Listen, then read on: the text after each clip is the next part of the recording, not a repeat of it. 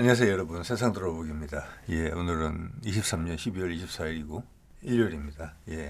자, 오늘은 이제 한 11점 전에 일본이 영국하고 이태리아와 같이 차세대 전투기를 개발하기로 공식적으로 이제 결정을 했죠. 그게 이제 여기서 차세대라는 것은 그들이 이미 5세대 전투기인 F-35를 가지고 있기 때문에 여기서 차세대라는 것은 6세대라는 것을 쉽게 이해할 수가 있어요. 그리고 그 외에 뭐 미국이 30년까지 6세대 전투기를 배치하겠다라고 천명한 바가 있고, 또 영국과 이태리가 움직이겠으니까 기존에 또 말이 있던 스페인, 프랑스, 독일도 같이 움직일 거라고 봐져요. 그 외 나라들도 있죠. 그러면 우리는 이제 KF-21 양산을 최근에 이제 결정을 했고 4.5세대로 40대 정도. 그리고 최근에 뭐 제가 지난번에 다룬 거지만 한국의 우리 한화에서 전투기 엔진을 개발하겠다. 제가 그 영상을 소개드리면서 그 엔진이 단지 지금의 기존의 엔진, 수입 엔진을 대체하는 정도가 아니라 그 차 세대 엔진까지 같이 감안한 것이다. 즉 그것은 이제 4.5세대는 지금 주변국들의 전 세계 움직임이 빨라지고 있기 때문에 어차피 세계 시장에서 경쟁을 한다는 이런 비즈니스적인 목적도 있는 것이거든요. 그리고 전력적인 수준을 맞춰야 되는 것도 있으니까 우리의 4.5세대는 되게 짧을 거다. 생산 대수가 원래 계획보다 줄어들 수도 있다. 바로 5세대를 건너뛰어서 6세대로 갈 수 있다. 왜냐? 우리가 무인기들이 이미 준비가 돼 있고 하나에서도 이야기를 했지만 무인기 엔진은 거의 이제 완성이 된 것 같거든요. 그게 순조롭기 때문에 그 다음 출력이 됐을 전투기 엔진으로 넘어가는 거지 않습니까? 민항기 엔진까지 이야기를 했고, 제가 그래서 엠브레러의 C390 수송기하고도 그것과 연계가 돼 있다. 우리는 상당히 큰 꿈을 꾸고 있고 야무지게 잘 하고 있다. 여태까지 전 세계 어떤 유례가 없을 정도로 신속하고 정확하게 하고 있다. 미국이 혼자 단독으로 6세대를 개발하고 있고 그 외의 나라들은 다 연합전선을 구축하는데 우리는 혼자서 6세대를 하고 있다. 이 자체가 엄청나다. 그리고 여러 가지 거기에 우호적이지 않은 여건 속에서도 그만큼 하고 있다. 그것을 견뎌내면서 하고 있다. 대단한 일이다. 그런 것을 여러분들이 좀 공감해 주셨으면 좋겠다. 이런 생각이 좀 들지요. 자, 이게 이제 10일 전에 난 기사예요. 이게 일본에서 모여서 한 것 같아요. 뭐 국방장관들이 모여서 뭐 최소한 일본 같은 경우는 국방장관입니다. 당시에 지금 그새 바뀌었는지 모르겠어요. 뭐 또 내각이 개편이 또 있었던 것 같은데 전투기를 공동 개발하는데 개발 본부는 영국에, 초대 책임자는 일본인. 자, 여기서 봤을 때 이 세 나라 중에서 영향력이 센 나라는 일본과 영국이다. 영국은 기술적인 측면에서 유럽에게 낫겠다라고 해서 영국에 있는 것이고 돈은 일본이 가장 많이 된 게 아닌가 이런 생각이 들어요. 주도적인 입장에 있는 것 같아요. 일본이. 그래서 초대 책임자를 일본인으로 한다. 이런 내용이 나오는 거고, 일본에 이런 계획이 의미가 있는 것이 두 가지 정도 생각이 들어요. 첫 번째, 지금은 이제 옛날 F2 전투기라는 게 국산 전투기가 있었지만 그것은 어떻게 보면 F-16의 자국 버전화 같은 그런 수준에 있거든요. 엔진도 직접 개발할 수 있는 역량이 있고 그 외 기차들도 개발했는데 어떻게 보면 그들이 역량이 부족해서 전투기를 개발 못했다기보다는 미국 방산업체에 물건을 사줘야 되기 때문에 그런 움직임이 차단당했다. 이렇게 볼 수 있는 측면이 있어요. 생각하기 나름인데. 자, 그런 면에서 이걸 직접 자기들이 주도적으로 6세대 전투기를 개발하겠다고 한 것은 미국의 품 안에서 벗어나겠다 이제. 벗어날 수 있는 여건이 됐다. 이런 여러 가지를 이야기해줘요. 더 이상 미국 비행기 안 사겠다 6세대부터. 그래서 지금 F-35를 뭐 100여 대 이상 샀죠. 또 함재기용도 사고 F-35B도 사고 그랬기 때문에 그 가운데서 일본이 받았던 많은 스트레스가 있다는 것을 간접적으로 의미하는 겁니다. 그래서 미국한테 이거는 우리가 직접 하겠다라고 명분을 내세울 수 있는 그런 여건도 됐다. 여러 가지를 암시하는 바가 커요. 자, 일본이 이제 이런 움직임을 본격화했는데 이것은 제가 1년 전에 다룬 작년 12월에 다룬 내용입니다. 그때 영국 이태리와 함께 개발한다. 2035년까지 개발한다. 이런 게 일본 이제 국방부라고 해야 되나요? 방위부 장관 명의로 이런 이야기가 나왔었죠. 이게 1년 만에 현실화된 거고 이제 내년부터는 본격화된다. 이런 거라고 이제 봐야 되는 거예요. 거거든요. 예. 자, 이런 움직임이 이제 급격히 빨리 진행이 되고 있고, 그것을 이제 첫 출발을 끄은 게 미국 NGAD죠. 넥스트 제너레이션 에어 다미넌스 6세대 이야기를 하는 겁니다. 이거는 이제 상상도지요. 2030년부터 배치라고 했어요. 이 개발은 2020년이나 2010년대 후반부터 이미 됐어요. 근데 예산이 한 금년부터 본격적으로 투입되기 시작했어요. 자, 그래서 30년부터 배치하는 유무인 복합 체계다. 다른 전투기 수량을 줄이더라도 미국이 먼저 6세대를 개발해야 된다. 이거예요. 그러니까 30년이라는 게 원래 예상보다는 기존의 예상은 30년대 중반 내지는 후반이었어요. 6세대 전투기 등장이. 근데 그게 5년에서 10년 더 빨라진 거예요. 예. 우리 뭐 국내에서는 아직도 KF-21을 그냥 4.5세대라고 생각하고 있는 사람들이 많죠. 강한 주장을 하면서. 예. 그 강한 주장의 가장 큰 이유는 뭐냐? 그래야만 F-35를 살 수 있는 여지가 생기기 때문에 그래요. KF-21은 4.5세대로 묶어놓고 5세대, 6세대는 미국 무기를 수입해야 된다라는 생각을 가진 사람들이 아주 많다는 거죠. 그게 그 힘이 더 세서 정권에까지 영향을 주기 때문에 실제 연구 개발자들은 이것이 4.5세대에서 6세대를 아우르는 통합적인 기체라는 말을 조심스럽게밖에 할 수 없는 입장이에요. 공개적으로 세게 할 수 없는 입장. 그런데 이제 오늘 내용을 일본이 이런 발표를 했기 때문에 공식적으로 그 부분을 우리가 본격적으로 재점화시켜서 들여다봐야 되겠죠. 이제 우리도 본격적으로 지금 하고 있을 테니까. 그러면 F-35를 도입하자는 취지는 계속 또 약해질 겁니다. 그 문제가 많은 비행기. 우리 공군의 자료를 이미 뭐 부분적으로 나온 건 보더라도 고장률이 엄청나잖아요. 일본이 그걸 알고 있고. 그래서 이번에 20대 더 산다는 것에 대해서는 저는 극력 반대입니다. 4조 원을 들이잖아요. 그 4조 원은 우리 KF-21을 6세대로 개발하는데 들어가야 된다고 봅니다. 그 계약의 구체적인 내용이 계약이 사인이 됐는지 됐는지 모르겠지만 무조건 계약을 취소할 수 없으면은 단계적으로 인수를 받는 거니까 그 중간에서라도 끊어야 된다고 생각하는 입장을 가지고 있습니다. 예. 자, 미국이 가장 먼저 30년부터 배치. 자, 아까 일본은 35년이었죠. 예. 자, 이것은 옛날에 이제 미국의 감사원 자료를 제가 가지고 온 건데 2030년까지 개발하는데 예산이 2021, 22년부터는 엄청나게 들어가기 시작을 해요. 예. 여기 2015년부터 그 예산이 들어간 게 보이죠? NGAD 예산이. 예. 거기는 F-22 같은 경우는 그 개량이 한계가 있는 비행기이기 때문에 이미 전력 외로 분류가 돼 있어요. 날아다니는 비행기가 100대도 안 되는데. 그런데 그게 이제 미국 국회 차원에서 미국의 상징이니까 어떻게든 살리려고 은퇴는 보류됐지만 사실 전력이 외거든요. 근데 F-35는 수많은 문제를 가지고 있어요.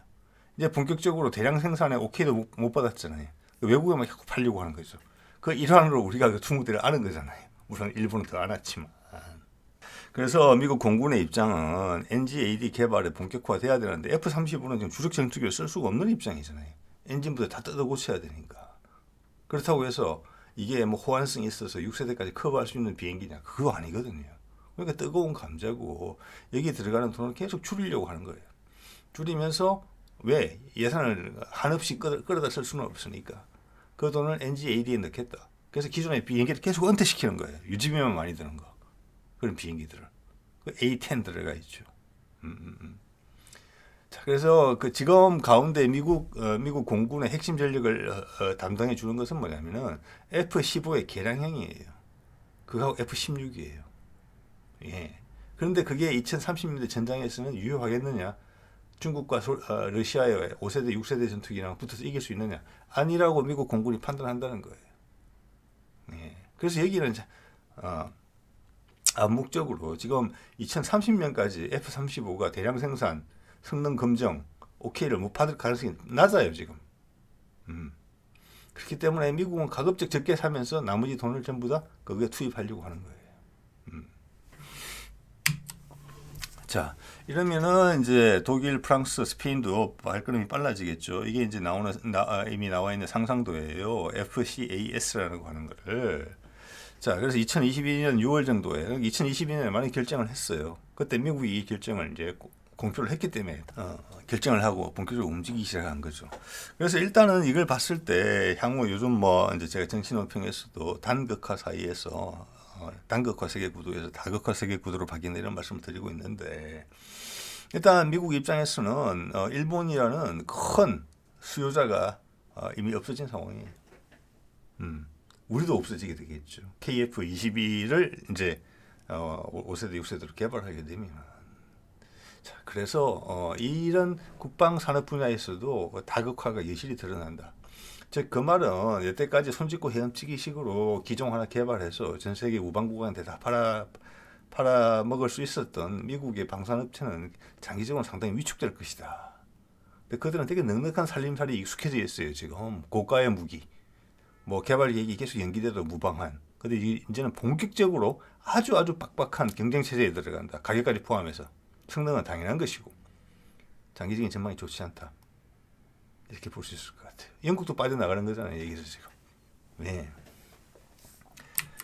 자, 그리고 그런 나라들만 있는 게 아니고 지금 6세대 전투기에 지금 발을 올려놓지 못하면 사실은 상당히 오랜 기간 동안 전투기의 국산화는 아마 어려울 거로 저는 봤어요. 왜냐하면 기술적 장벽이 여기에서 5세대, 6세대 것을 다 하려면 단지 기체를 개발하는 게 아니라 스텔스부터 레이더, 그다음 뭐 무인 전투기 개발, 그리고 인공지능을 활용한 전술 이런 것까지 싹 다 들어가야 돼요. 그게 정찰 자산하고 연계돼 있고 그리고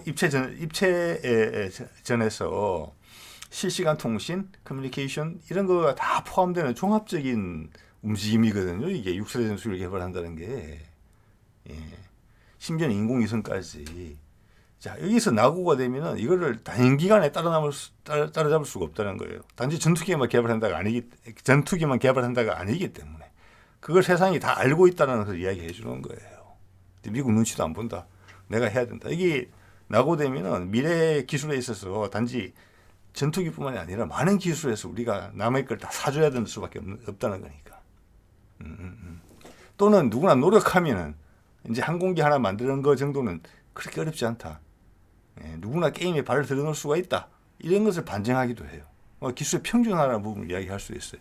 자, 튀르키예도 칸이라는 비행기를 만들었죠. 우리 KF-21보다 살짝 큰, 좀 약간 대형 기체예요. F-22보다도 커요. 모양 우리랑 엄청나게 비슷하죠. 이게 내년에 첫 비행을 예상을 하고 있어요. 이 사람 당연히 내부 무장창이 기본적으로 5세대 기체로 개발한 거예요.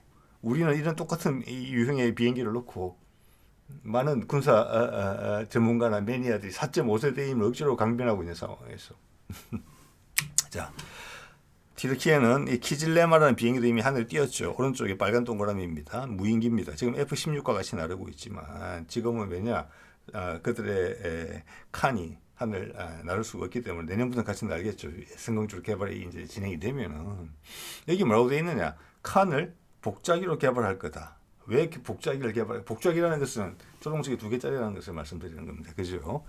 왜 그 복자기가 필요하냐? 유무인 복합 전술이 필요하다. 즉 6세대 전투기가 되면은 앞에 조종사는 기존의 전투기가 행하는 행동을 조종을 다 하고 조종과 함께 뭐 무기 조작 같은 걸 하고 뒤에 찬 조종사는 무인기들 한 대여섯 대랑 편대를 이룰 거잖아요. 뭐 작게는 4대, 많게는 한 대여섯 대까지 될 수 있겠죠. 그걸 전담한다는 거예요. 그래서 복자기가 필요하다는 거죠. 그래서 6세대 전투기의 핵심은 복자기 아니면 최소한 어떤 경우에는 성문이 3명이 필요하다. 이런 이야기까지 초기에 나왔더랬어요. 그런데 이제 AI가 발달하면서 2명 정도로 지금 생각을 하는 것 같아요.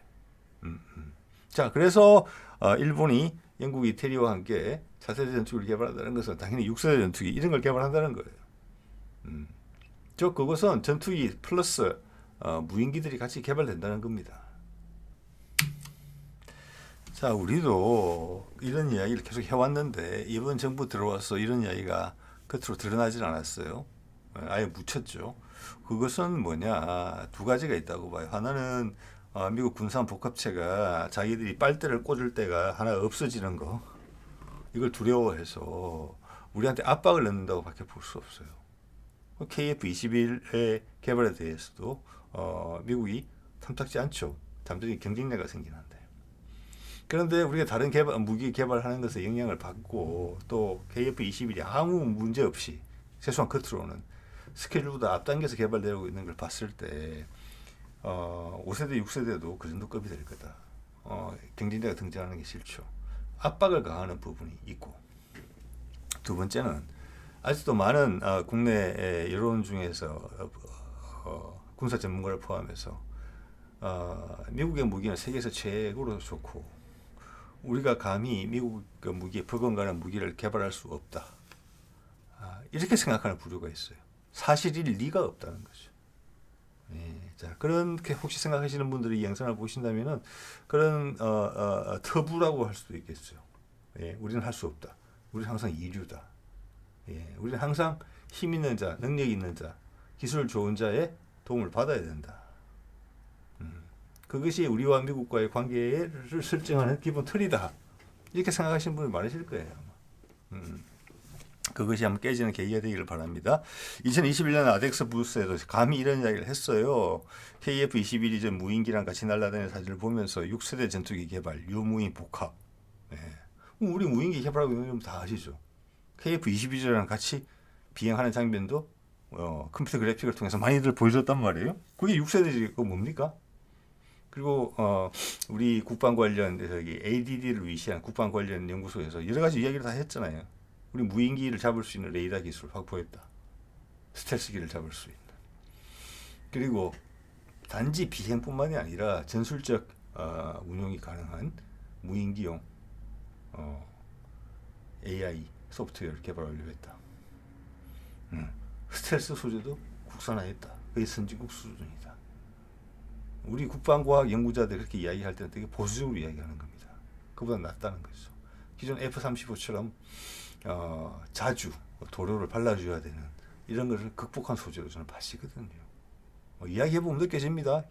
현장에서 개발자들을 이야기해보면 자랑을 하지는 않지만 결과적으로 내용은 그래요. 그리고 이제는 스텔스 도료라는 것은 전 세계 일반화됐어요. 이제는 모든 전투기가 기본적으로 스텔스가 돼야 돼요. 그걸 우리가 준비하지 않고 5세대, 6세대를 생각할 수 있겠습니까? 전투기를 한번 개발하면 몇십 년을 써야 되는데 KF-21인 하늘을 날아다니는 동안에 시간의 대부분을 5세대, 6세대 전투기랑 경쟁을 해야 되는데 그걸 4.5세대로만 만들겠습니까? 바보입니까? 아니겠죠. 네. 자, 이렇게 말로만 하는 건 아닙니다. 지금 이거 보면은 아이언버더의 모습이거든요. 여러분 모르시는 분도 혹시 있을까 잠깐 말씀드리면 아이언버더라는 것은 지상에서 시뮬레이터가 아니고 실제 비행기를 갖다 놓고 더하기 시뮬레이터입니다. 비행기의 모든 것을 똑같이 할 수 있는 거예요. 예, 실제 비행기라고 보시면 돼요. 비행기에다가 시뮬레이터를 붙였다. 지상에서 작동한다. 즉 이것은 하늘에서 시험을 할 때는 비행사가 타고 초기에 검증되지 않은 기체잖아요. 우리도 6대 제작했잖아요. 그 중에 2대를 복제하기로 만들었죠. 어쨌거나 그 비행기를 시험용 비행기를 처음 날려보는데 극단적인 상황으로 밀어붙일 수 없잖아요. 설계의 한계까지 밀어붙일 수 없잖아요. 그걸 대신해 주는 게 아이언버드라는 거예요. 아이언버드는 일반 명사입니다. 그냥 KF-21용 아이언버드. 지금 미국에서 먼저 나온 컨셉이에요. 우리가 활용한 거예요. 자, 이게 몇 대나 만들었는지는 모르겠지만 이게 지금 대단한 역할을 했다고 봅니다. 누구도 그걸 주목하지는 않지만 왜냐하면 우리가 6대의 시제기를 만들어서 개발 기간을 단축시킬 정도로 아주 잘 지나갔단 말이에요. 그죠? 즉 오류가 거의 없었다는 거예요. 보고서를 보지 않더라도. 그래서 바로 양산 결정했잖아요. 예. 처음에는 뭐 몇만 시간 날려야 된다 그랬다가 그게 없는 거예요. 전혀. 아마 이걸 한번 기록으로 외국이랑 비교를 하면은 전투기 개발해서 이렇게 무난하고 스피디하게 일사천리로 진행된 경우는 없었을 거예요. 정말입니다. 그런데 이번에 아이언버드가 정말 제대로 역할을 했다고 보고 직접 개발한 것으로 알고 있습니다. 우리가. 예.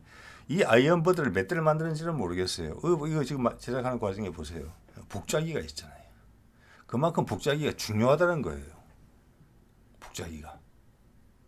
즉 이것은 뭐 일부에서는 이게 기종을 전환할 때 훈련용으로 그런다. 외국에 그런 사례가 얼마나 있는지 모르겠습니다.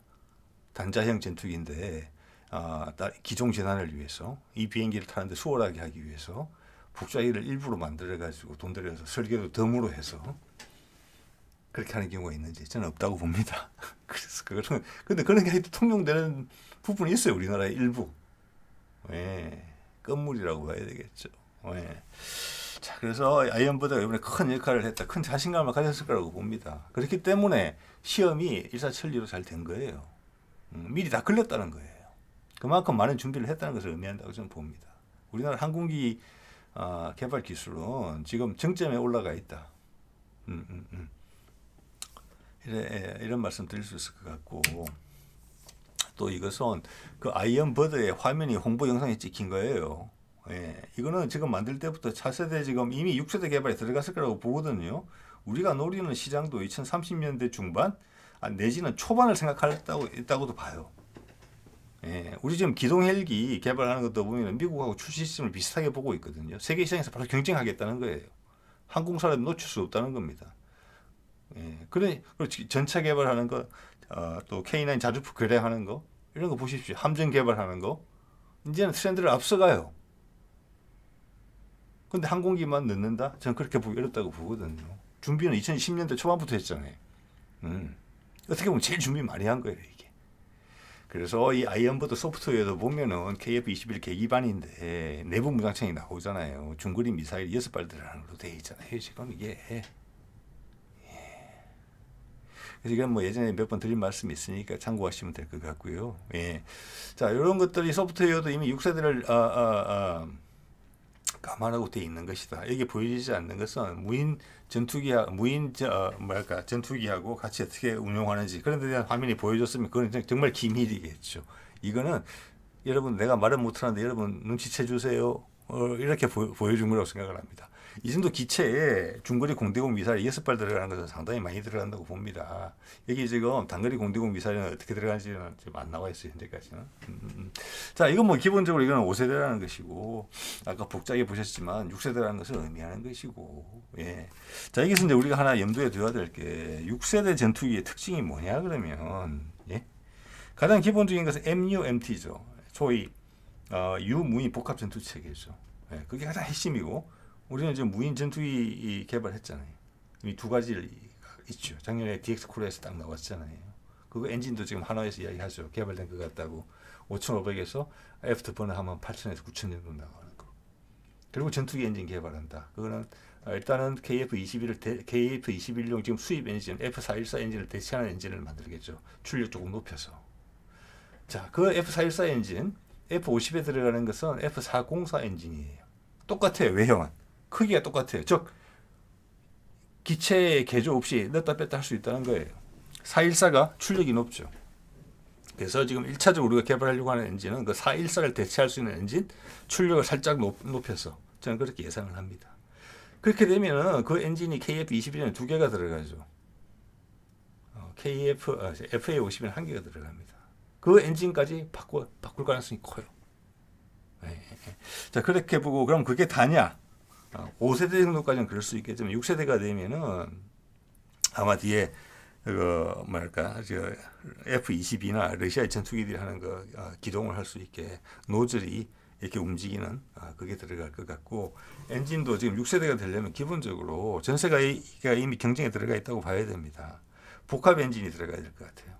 기본적으로 슈퍼 크루징이 돼야 되는 게 6세대 전제예요. 즉 애프터버너를 켜지 않고도 즉 애프터버너를 켠다는 것은 연료가 엄청나게 소모된다는 걸 의미하거든요. 그거 없이도 애프터버너를 켜지 않고도 초음속으로 계속 날을 수 있는 비행기. 즉 그것은 기동성이 훨씬 좋아진다는 것이고 항속거리가 훨씬 길어진다는 것을 의미해요. 자, 거기에 같이 행동을 하게 되는 무인기들은 엔진이 거기에 부응이 돼야 돼요.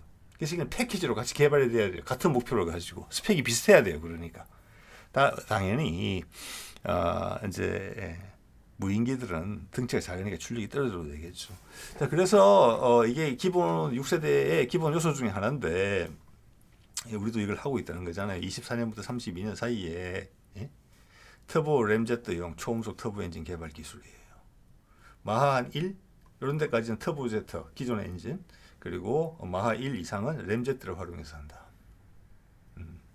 최적화시켜서 한다.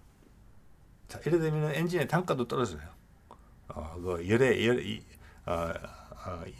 대응하는 부품을, 고가의 부품을 따로 개발할 필요가 없기 때문에. 그래서 이 컨셉은 지금 확인이 됐다고 봐요, 저는. 왜냐하면 지금 봤을 때 우리가 극초음속 미사일 시험 비행했단 말이에요. 별말 없는데 잘 되고 있는 것 같아요. 저 한국판 지르쿠니죠. 거기서 램젯과 스크램젯 엔진의 복합 엔진을 썼단 말이에요. 근데 그거는 미사일용이고 사람이 타는 비행기 유인 비행기용으로 스크램젯까지 쓸 수는 없는 거잖아요. 그게 마하 5가 넘어가는데. 예. 그래서 터보팬 엔진, 터보제트 엔진 더하기 램제트. 우리가 램제트 엔진은 대함 미사일을 만들기 위해서 손으로 만지작거리는 지가 지금 10년이 훨씬 넘었어요. 램제트 기술은 상당한 기술을 가지고 있어요, 우리가. 그래서 이번에 한화에서 제트기 엔진을 개발한다는 것은 이미 그 염두에 둔 거예요. 그 제트기 엔진, 기존 엔진보다 F414보다 조금 출력이 좋은 거 개발하고 그게 개발이 완료되면은 뒤에 램제트 엔진을 바로 붙이겠다. 기존의 컨셉에 전체 디자인이 돼 있다. 두 개를 붙이면 바로 신형 엔진이 된다. 그래야지 시간을 줄이고 비용을 줄이는 거잖아요. 예. 그게 들어있다고 저는 이제 보는 거죠. 예. 24년부터 32년까지 하고 있는 거잖아요. 여기에서 우리가 과연 이 이야기는 우리가 극초음속 미사일을 개발했다는 거, 그리고 램제트를 활용한 미사일을 이미 개발했다는 거, 대한 미사일. 그리고 소형 제트기용, 소형 드론용 아마 램제트 엔진도 좀 개발하고 있는 것 같아요. 비행기에서 내부 무장창에서 발사하는 소형 무인기. 예. 마하 2, 3은 나와야 되는 거죠. 그래서 이미 다재다능하게 자신감을 보여주고 있어요. 이미. 그리고 이게 손에만 익으면 램제트나 스크램젯 엔진은 그 구조가 단순하기 때문에 대량 생산만 되면 단가가 훨씬 싸질 수가 있어요. 예. 그래서 이제 KF-21형으로 개발하고 있는 중거리 공대공 미사일이나 뭐 공대지 미사일, 대레이더 미사일 이런 것도 지금 램젯의 약간 변형인 덕티드 램젯으로 하려잖아요. 약간 고체 연료를 쓰는. 자신감이 있다는 거예요. 그래서 그 모든 것이 이빨이 꽉 맞아 하나를 기다렸다 하고 이런 게 아니에요. 그 여러 다른 연구 분야에서 많은 연구자들이 종사하고 있을 텐데 다른 회사에서 또 심지어는 뭐 정부 내 연구기관도 다른 곳에서 그게 이빨이 쫙 맞아서 올라가고 있어요. 이거는 유례가 없다 세계적으로 그렇게 봅니다. 즉 이 말은 뭐냐, 이런 준비를 갖춰서 세계 시장에 우리께 나왔을 때 비행기부터 무인기, 무장 체계, 소프트웨어, 그 성능에 있어서의 완성도와 그 가격 경쟁력은 타의 추종을 불허한다. 그래서 우리는 큰 걸 노리고 있다. 거기다가 중형 수송기 국산화, 중형 민항기 국산화, 엔진 포함 이렇게 노리는 거예요. 대변혁을 일으키겠다는 거예요.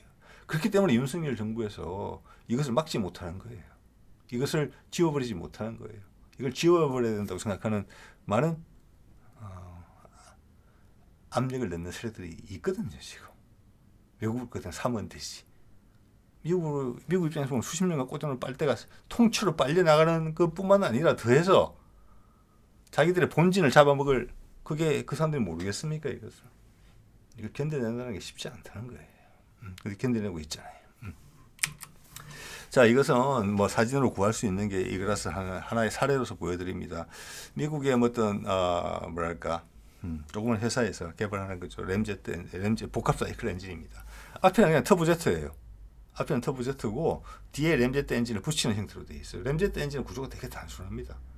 기본적으로 날개가 없이, 바람개비가 없이 공기의 흐름을 통해서 그냥 압축을 자동식으로 시키는 거거든요. 초음속 이상이라는 조건에서. 자, 이것은 초음속까지는 터보제트 엔진으로 가요. 일반 엔진과 똑같아요. 그럼 램제트 엔진은 그냥 분사구에 불과하죠. 그런데 속도가 램젯이 가동할 수 있는 속도로 올라가게 되면은 공기의 흐름이 터보제트를 그치지 않고 터보제트 외곽을 통해서 램제트로 바로 들어가게 되는 겁니다. 예, 그러면 터보제트는 멈춘다는 뜻이죠. 공기의 유로를 바꿔버리는 거예요. 이거는 여러 가지 유형이 있을 수 있어요. 이거는 병렬로 연결하는 유형이에요. 그렇지 않을 수도 있어요. 근데 이것도 괜찮은 생각인 것 같아요. 예. 근데 이렇게 되면 전체 길이를 이제 조정하는 부분이 좀 필요한 부분이 있거든요. 어차피 터보제트하고 램젯을 섞어 쓰게 되면은, 그 기능이 필요가 없게 돼요. 애프터버너 기능이. 그래서 애프터버너를 해서 분사를 시키는 그 부분을 램젯을 끼우면 되는 거기 때문에 이게 우리도 이 생각을 하고 있지 않나 싶어요. 따로따로 개발한 걸 엮기도 좋고. 자, 그러면 공기가 터보제트를 둘 대를 통해서 가요. 그럼 터보제트의 신뢰성도 높아지겠죠. 그리고 그걸 구성하는 소재를 초고가의 소재를 쓸 필요가 없겠죠. 램제트에 공기가 압축하고 여기 연료를 뿜어준다. 예, 그럼 슈퍼 크루징이 가능하다. 기존 F-더번을 쓰는 것보다 연료를 적게 쓰고도 더 장기간 속도를 낼 수가 있다. 자, 그래서 또 이 말씀을 드리는 거예요. 그 지난 시간에도 말씀드렸지만 이걸 전제로 하고 우리가 KF-21을 개발한다고 밖에는 볼 수 없어요. 그렇지 않으면 우리는 바보예요. 돈 20조 쓰고 4.5세대 전투기 만드는 거예요. 그리고 우리 전투기 개발했다라고 탁 펼쳤는데 나는 5세대 개발하고 있거든. 난 6세대 개발하고 있거든. 그런 논리로 우리 KF-21을 아직도 호도하고 있는 사람들이 있어요. 오류죠. 오히려 이것까지 고려해서 개발하고 있기 때문에 그리고 나머지 군대대기가 자꾸 붙을 가능성이 많기 때문에 제가 그걸 들은 적이 있습니다. KF-21의 설계에서 뭐 단 10g인가? 모르겠습니다. 그램 단위였던 것 같은데 그만큼을 줄이면은 내가 상금을 10만 원 주겠다. 팀에서 설계팀에서 그런 얘기가 나왔다고 했습니다. 향후 무거워질 수 있다는 거. 그리고 강성이란 부분은 엄청나게 큰 강성을 아마 요구했을 것 같아요. 자, 이 엔진이 슈퍼 크루징이 되면 기체가 견뎌야 되죠. 기체가 견디면서 또 뒤에 노즐을 달고 해서 급격한 기동이 가능하게 분명히 갈 거예요. 그런 식으로. 그럼 그 충격도 기체가 견뎌줘야 돼요. 즉 이것은 우리나라가 아까 아이언버드도 말씀을 드렸지만 소프트웨어로 하는 그 시뮬레이션 있죠. 수치 해석이라는 거. 네. 그 기술이 지금 상당하다. 우리나라 사람들 특성에 맞다. 그게 실제 비행기 만들어서 띄워보고 뭐 이런 게 아니라 기본적인 실험을 하고 시뮬레이션으로서 현재 현실을 컴퓨터상에서 구현하는데 상당히 실력이 좋다. 그래서 실제 개발 기간을 상당히 줄인다. 이런 부분이 있는 것 같아요. 우리 드러나지 않는 노하우지 않을까 싶어요. 예. 물론 그것도 처음에 외국의 소프트웨어를 가져와서 시작을 했겠지만 이제는 완전히 우리가 그 수준을 다 넘어섰다. 독자적인 영역을 구축했다. 저는 이렇게 생각을 합니다. 예. 그게 이제 FA50 개발할 때 우리가 외국의 소프트웨어를 처음으로 접해서 시뮬레이션하고 이런 걸 했었거든요. 그거 뭐 벌써 몇십 년 전이잖아요. 이제는 일가를 이뤘다 이렇게 봤습니다.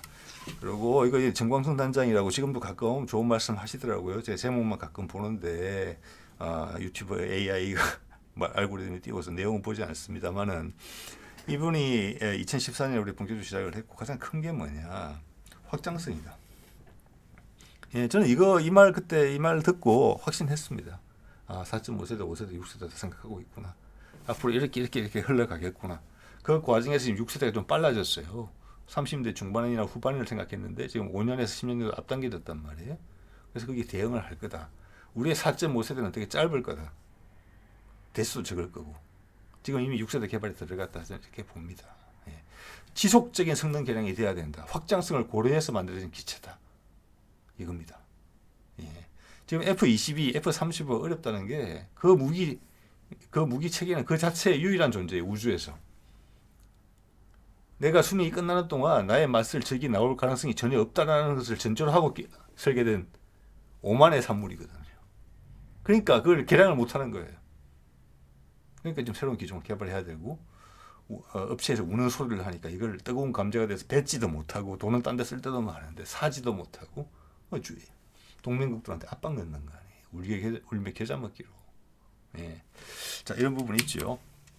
그래서 여기 보면 이제 KF-21 개발 일정 단축 내년 양산 이게 금년도 초에 나온 건데 이대로 되고 있죠. 이게 유례가 없는 일이라는 것을 말씀드리고 싶은 겁니다. 지금. 예. 자, 그러면 이 결과물이 뭐냐? 이걸 한번 생각해 봐야 돼요. 그것부터 말씀을 드리면은 제일 밑에 내용부터 말씀드리면은 한화가 카이를 인수하고 싶다는 의사를 표명했다는 게 신문 기사화 된 적이 있었습니다. 카이에서는 엄청나게 싫어했던 것 같아요. 카이 사장은. 근데 한화가 그런 욕심을 냈던 이유가 뭐냐? 이미 그때 알고 있었을 거잖아요. 이런 얘기 나왔을 때 우리 엔진 개발할 수 있다는 것을 이미 관여하고 있고 정부 과제에 여러 가지 순조롭다는 거예요. 그러니까 하나의 그림은 뭐냐? 우리가 제공할 수 있는 전 세계 공군기 시장에서 제공할 수 있는 포트폴리오가 있어요. 우리는 KF-21만 있는 게 아니에요, 여러분. 한번 보실래요? 자, 우리가 엔진을 개발한다. FA50이 있죠. 지금 잘 팔리죠. 괜찮아요, 아주 훈련기로도 잘 팔리고 기본 전투기 내지는 전폭기로도 공격기로도 아주 잘 좋아요. 지금 업그레이드만 적당하게 해주면 돼요. 뭐 기계식 레이더, 기계식 에이다 죄송합니다. 공랭식 A사 레이더 이런 거 이미 했잖아요. 개발했잖아요. 그리고 무장 우리 거 달면 돼요. 기체 기골 조금 보강하면 무거운 거 다 달 수 있어요. 그죠? 그리고 항공전자 국산화했고 시간이 좀 지나면 지날수록 아직 권리관계가 어떻게 될지 정확하게 모르겠지만 완벽하게 우리 기체가 될 수 있는 여지가 있다고 봅니다. 예. 그중에 대표적인 게 아까도 말씀드렸지만 KF-21용으로 개발하는 엔진은 FA50에 딱 들어갈 수 있어요. 단 한 개밖에 안 들어가지만. 그래서 제가 예전에 그런 제 의견을 드린 적이 있어요. 지금 그리펜이 원래는 사브 엔진을 자기 자국 엔진을 쓰다가 결국에는 F414 엔진으로 업그레이드를 했어요. 그러면서 A사 레이더 들어가고 여러 가지로 비행기가 확 다른 비행기가 됐거든요. 무장 장착부터 항공 전자 장비까지. 우리랑 똑같은 이야기예요. 우리가 KF-21용 엔진을 개발하면은 그 F404 엔진이 그대로 크기가 똑같아요. FA50에 딱 넣으면 그리펜급의 기본적으로 그리펜보다 더 나은 비행기가 될 수 있어요. 자, 더 큰 엔진이 들어간다. 효율성이 더 좋다. 연료 소비도 더 작을 거예요. 아마 그게 우리의 목표일 거예요.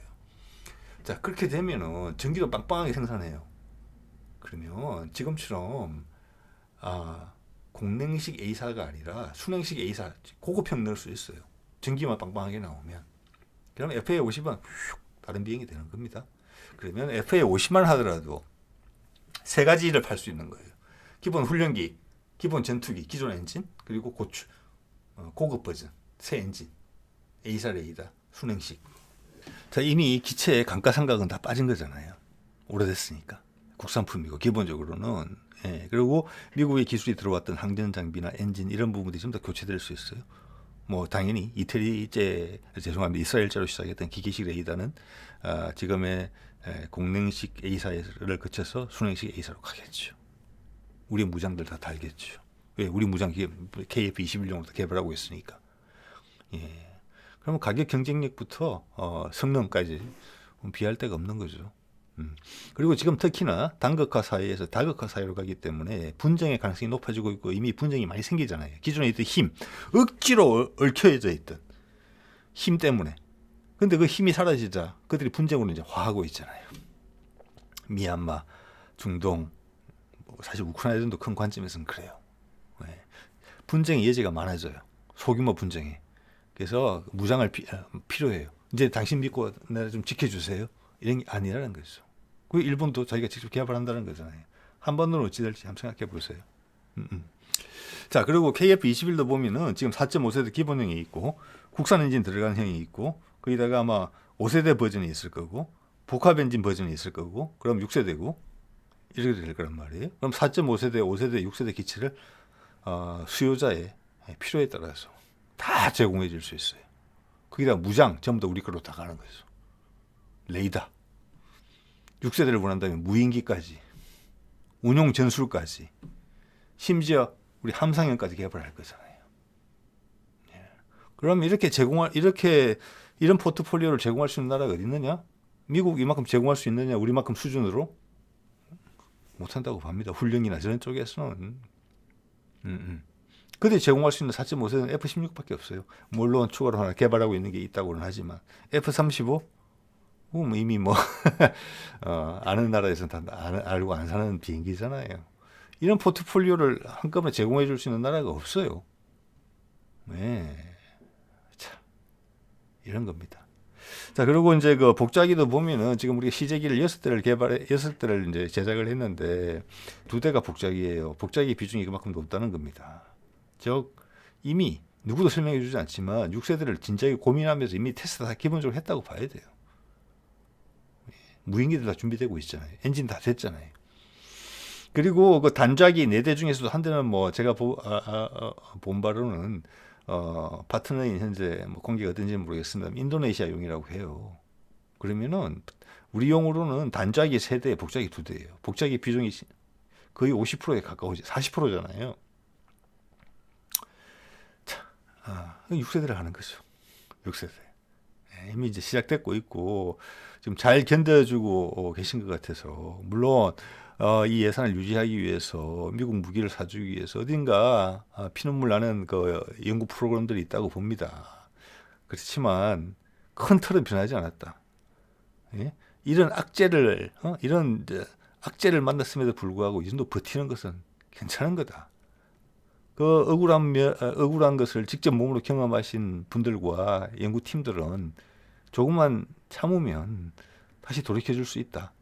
계속 어려우시겠지만은 하시는 일들을 놓치지 말고 인력 잘 유지하시고 버텨주셨으면 좋겠다. 이런 생각도 드는 거죠. 예, 오늘 이 정도 하겠습니다. 네.